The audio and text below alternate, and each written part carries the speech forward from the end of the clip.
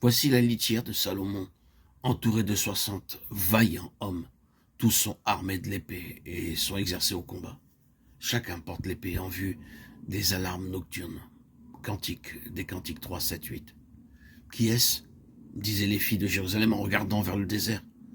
Maintenant elles ajoutent, voici la litière de Salomon. C'est une procession triomphale qui monte du désert. Des hommes de guerre entourent la litière du roi.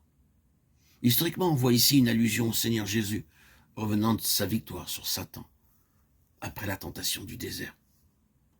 Et l'âme, unie au vainqueur du calvaire, partage son triomphe sur les principautés et les puissances, car il les a publiquement exposées en spectacle en triomphant d'elles sur la croix. Colossiens 2, 14, 15.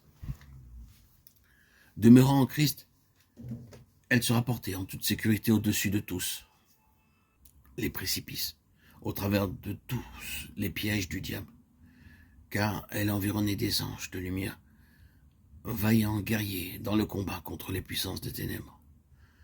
Apocalypse 12, 7, 11.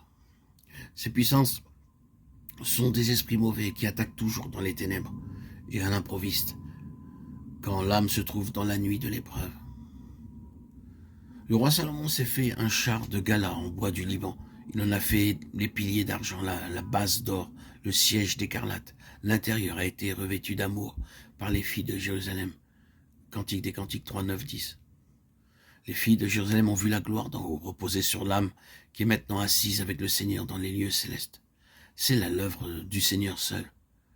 Et maintenant, après avoir décrit la litière de Salomon, elles décrivent le char d'état qu'il a fait pour son usage particulier, image de l'âme que le bien-aimé a transformée pour y demeurer.